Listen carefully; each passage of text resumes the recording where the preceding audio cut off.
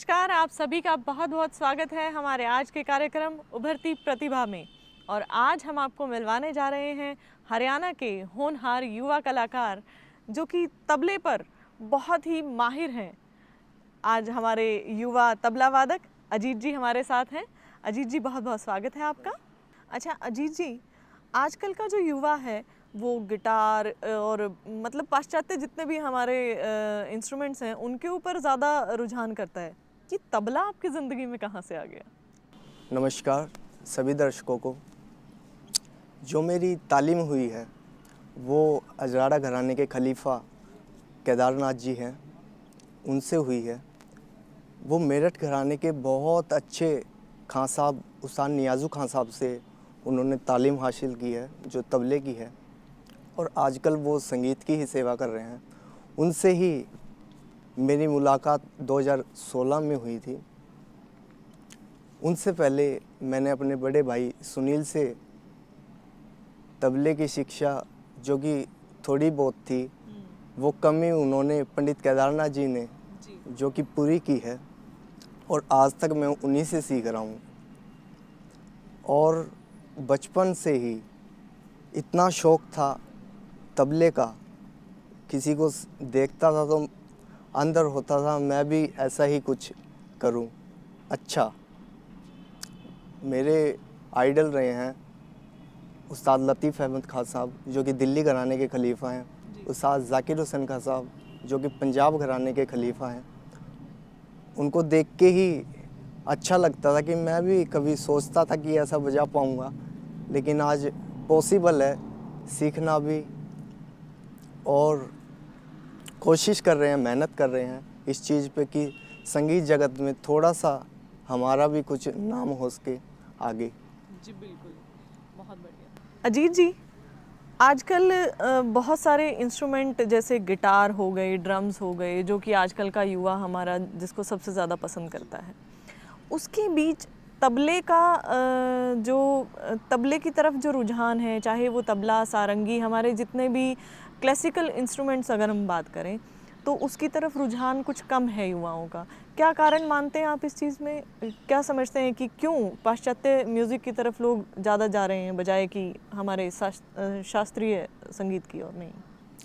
वो हमारे शुरू से ही जो क्लासिकल इंडियन क्लासिकल म्यूज़िक है उसकी तरफ हमारा रुझान रहा है, क्योंकि 3 पीढ़ियों से शहनाई की सेवा हम कर रहे हैं। तो मेरा रुझान तबले की तरफ, रिदम की तरफ था। तो बचपन से ही सुनना, देखना और बजाना तीनों ही सीखे हैं, सुने हैं। सबसे पहले तो सुनना ही आना चाहिए। बिल्कुल। सबसे पहले मैंने जो रिकॉर्डिंग सुनी थी वो थी लतीफ़ अहमद खां साहब की। वहाँ से मैंने स्टार्टिंग की थी तबले की। और सबका शौक़ होता है, मेरा भी शौक़ है। मैं वेस्टर्न भी थोड़ा सा कोशिश करता हूँ। इंडियन क्लासिकल म्यूज़िक की तरफ थोड़ा सा मेरा ज़्यादा रुझान है, बचपन से ही रहा है क्योंकि सुनता रहा हूँ। जी अजीत जी, मैं चाहूँगी कि आप अपने घराने की कुछ बारीकियाँ हमें बताएं, कुछ सुनाएं। एक्चुअली हमारा जो घराना है वो मेरठ से संबंधित है, वो मेरठ से ही आया है, जो अजराड़ा घराना है जी। इस घराने की बारीकी किनार का बाज है,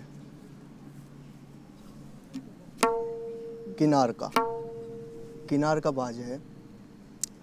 और ये इनका अजराड़े घराने का जो आधा तबला है वो दिल्ली से ही आया है जी। दिल्ली घराना से। अजराड़े के 4 घराने थे पहले, पंजाब, अजराड़ा, लखनऊ, पूरब। तो मैंने जो अपनी तालीम हासिल की है वो अजराड़ा घराने से की है जी। तो कुछ सुनाइए हमें अपने घराने का। मैं आपके सामने एक अपने घराने का कायदा सुना रहा हूँ जी।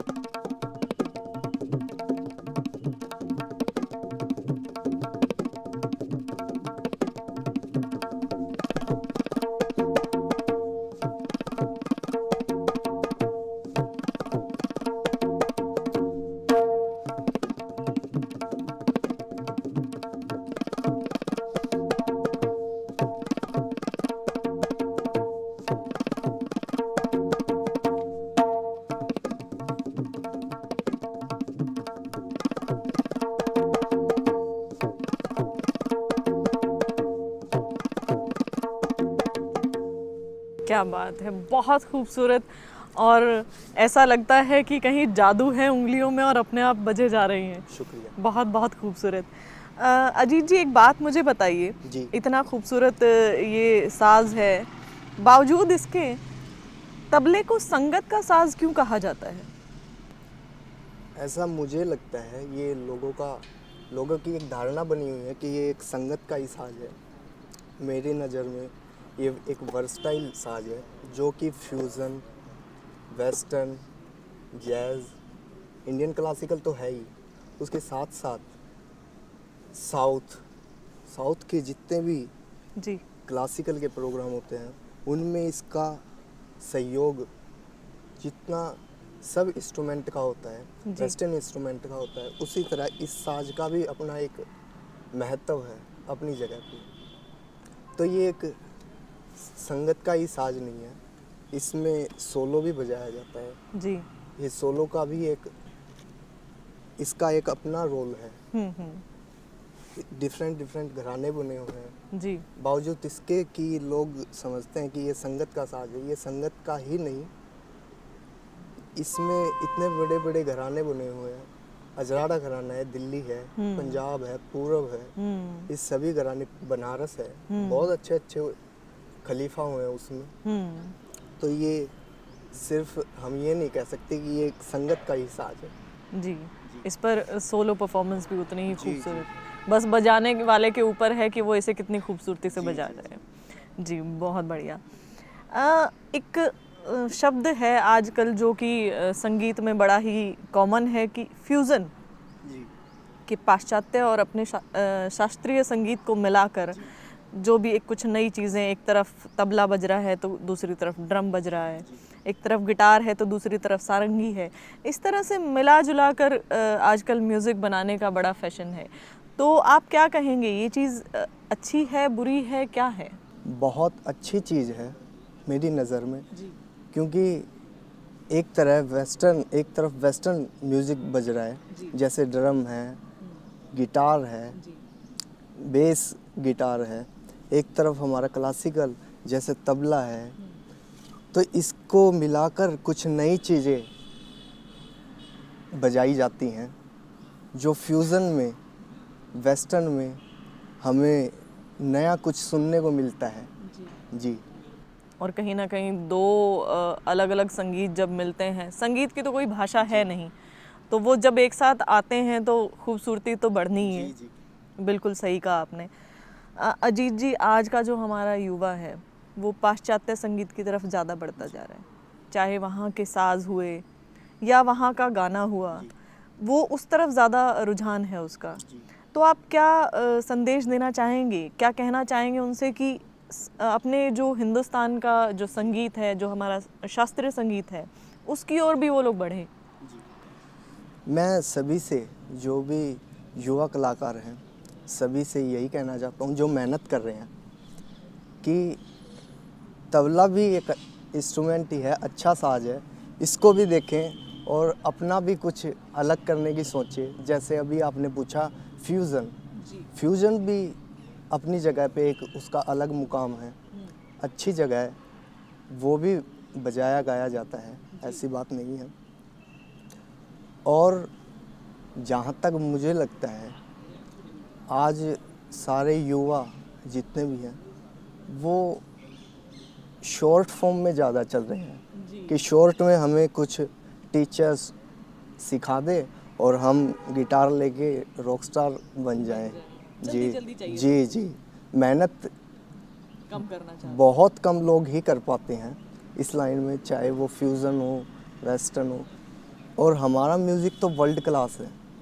बिल्कुल। संगीत, इंडियन क्लासिकल म्यूज़िक है, वो वर्ल्ड क्लास है, वो ऑल ओवर वर्ल्ड सभी जगह पसंद किया जाता है। अजीत जी, आप तबला बजाते हैं, इतना खूबसूरत आपने इंस्ट्रूमेंट चुना है, तो जाहिर सी बात है घर वाले बहुत खुश होते होंगे आपको इस तरह से बजाते हुए देखकर।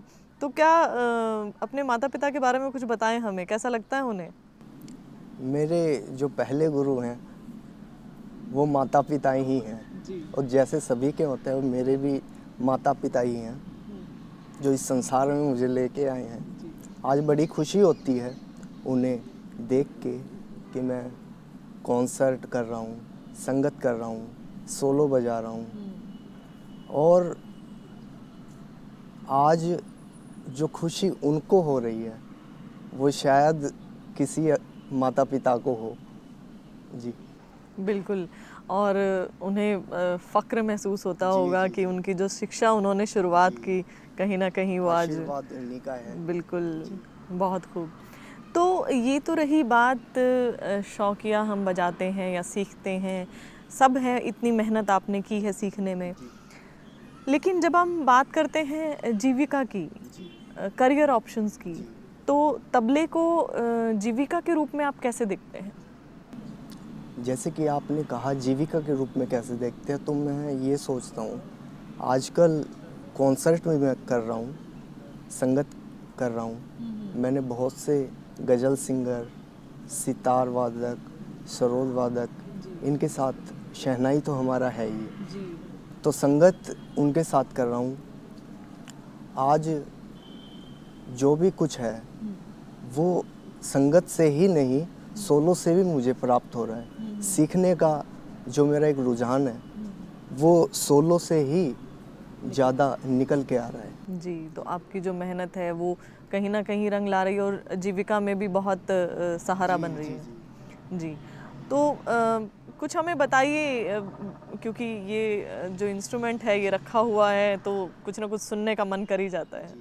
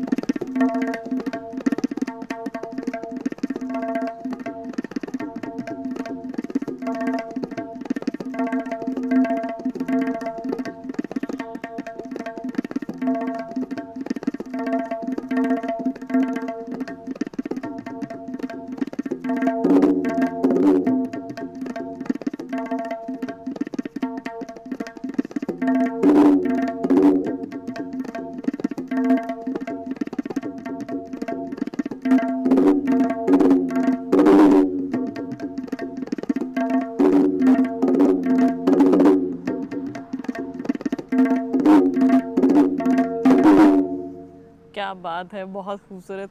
मुझे तो ऐसा लगता है कि आपके सामने अगर प्लेट या इमेज रखा हो तो वो भी इतनी खूबसूरती से बजने लगेगा। बहुत बहुत खूबसूरत। अगर हम बात करें इस तबले की, तबला एक शब्द है इस पूरे इंस्ट्रूमेंट के लिए, लेकिन कुछ इसके बारे में हमें बताइए कि ये कहाँ से आता है, किस तरह से ये जो संस्कृति से जुड़ा है। तबले का जो श्रेणी में जिन्होंने लाया है वो अमीर खुसरो ही हैं, जो इसको इंस्ट्रूमेंट को लाए हैं। इससे पहले जो हम धमाल, धुरपद में देखें तो पहले तबले की जगह पखावज बजाई जाती थी, जो आज इसके 2 पीस करके इसको तबला ईजाद किया है। जी।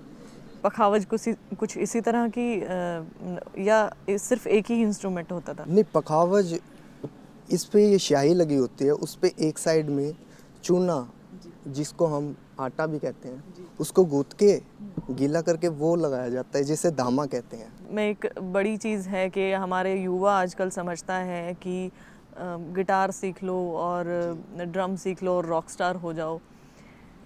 इसकी तरफ कैसे मोड़ना चाहेंगे उन्हें? कैसे वो उनको कैसे इतना मोटिवेट किया जाए कि वो हमारे शास्त्रीय जितने भी साज हैं उनकी तरफ मुड़े वो? मेरा ये मानना है कि सुने, अच्छा सुने, समझ के सुने, और कोशिश हमारी भी यही रहती है कि हम अपनी संस्कृति को बचा के रखें। हमसे छोटे हैं, बड़े हैं, जिनसे हमने सिखाया, जो हमसे सीख रहे हैं, हमारी कोशिश रहती है कि हम भी उनको इसी इंस्ट्रूमेंट, हमारी संस्कृति, हमारी धरोहर से जुड़ी रहने की उनको सलाह देते हैं, कोशिश रहती है। अगर हम बात करें तबले के अलग अलग रूपों की, जैसे फ्यूज़न में जब ये बजता है या भजन कीर्तन में बजता है या किसी गज़ल गायकी में बजता है, तो क्या हर जगह इसके बजने के प्रारूप अलग अलग रहते हैं या एक जैसा ही कुछ रहता है? नहीं, बिल्कुल अलग ही रहते हैं। जी। गज़ल में थोड़ा सा लाइट हाथ रहता है, उसमें नॉर्मली लग्गी वगैरह, जिनको लास्ट में अंतरा ख़त्म करके और लग्गी का प्रभाव तबले पे ज़्यादा दिखाई देता है। जी। शुरू में तो जो ठेका हम बनाते हैं गज़ल का, भजन में भी नॉर्मली जो बायां दायां है, ये बायां है, ये दायां है जी, बायां दायां कहते हैं। टोटल मिला के तबला ही हो गया जी। तो इसमें जो बायां दायां हाथ है वो बिल्कुल पोलाइट, जिसको संगत हम कहते हैं जी, उनको संगत करने वाले को भी थोड़ा सा सहारा, जिसे हम कह सकते हैं, उनको सहारा देना है जी। तो इस पे ज़्यादा जोर लगा के नहीं, बल्कि आराम आराम से हम इसको पेश कर सकते हैं, उनको भी साथ दे सकते हैं जिनके साथ हम संगत कर रहे हैं जी, एज ए अकम्पनिस्ट जी। और अगर बात करें हम इसको फ्यूज़न में जब हम बजाएंगे तो वहाँ पर कैसा इसका रहेगा म्यूज़िक का जो प्रारूप है? फ्यूज़न में भी हमने बजाया है, काफ़ी बजाया है। फ्यूज़न एक अलग संस्कृति से जुड़ा हुआ है जी। तो हम ये सोचते हैं कि कुछ ना कुछ अलग ही हमको फ्यूज़न और हमारी धरोहर जो कि हिंदुस्तानी क्लासिकल म्यूज़िक है, मिलके कुछ अलग ही चीज़ पैदा हो, यही सोच हमारी बचपन से ही रही है कि कुछ अलग ही करना है। जहाँ हम बात कर रहे हैं फ्यूज़न की, तो विदेशों में तबले को इस वक्त बहुत पसंद किया जा रहा है। विदेशों में क्या इससे रिलेटेड कुछ करियर ऑप्शंस भी आपको नज़र आते हैं विदेश में? जी, बहुत सी ऐसी संस्था है, सरकारी, गैर सरकारी, जो कि इंडियन क्लासिकल म्यूज़िक को ही प्रमोट कर रहे हैं जी। जैसे कनाडा में सर्व अकाल एकेडमी है, जो कि इस चीज़ को इतना बढ़ावा दे रहे हैं, शायद ही और कोई कंपनी इतना प्रमोट कर रही हो जी। तो यहाँ से कुछ कलाकार हैं ऐसे आपकी नज़रों में जो कि वहाँ जाकर परफॉर्म करते हैं? बहुत से कलाकार हैं, पंजाब के भी हैं, तबले के भी हैं, वोकल के भी हैं, सितारिस्ट भी हैं, गज़ल गायक भी हैं, बहुत से हैं जी। अजीत जी, जाते जाते हमारे दर्शकों को आप एक बहुत ही ज़रूरी ये बात है कि जो भी युवा इसको तबले को एज अ करियर लेना चाहता है, तो वो किस तरह से इस पे काम करे कि आगे चल के इसे एज अ करियर वो अपना सके? सबसे पहले तो एक नेक सोच की संगीत में बहुत ज़्यादा ज़रूरत होती है जी। उसके साथ साथ बड़ों का आशीर्वाद, दुआएं, और कहीं ना कहीं ये भी लगता है कि फैमिली का भी सपोर्ट बहुत ज़रूरी है संगीत में भी। और एक उसके बाद सबसे जो मोस्ट इम्पोर्टेंट थिंग है वो एक अच्छे गुरु का मिलना जी। उनसे सीख के, उनसे समझ के, उस तालीम को अच्छी तरह ग्रहण करके, उसका अवरूज करके हम इस संस्कृति को, अपनी धरोहर को बचा सकते हैं। जाते जाते हमारे दर्शकों को कुछ सुनाना चाहेंगे जी?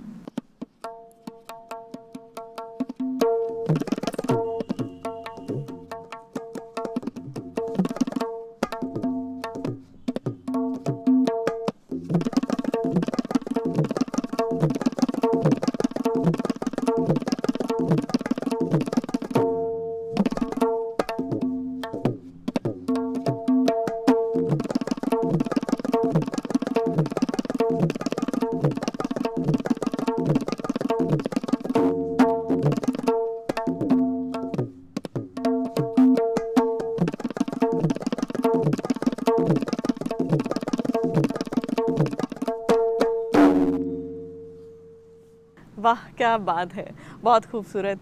दोस्तों, इस तरह के होनहार कलाकारों को हम आगे भी आपके लिए लेकर आते रहेंगे। अजीत जी, आपका बहुत बहुत धन्यवाद है, और आप सभी का भी बहुत बहुत धन्यवाद है। हमारे साथ जुड़े रहिए। नमस्कार।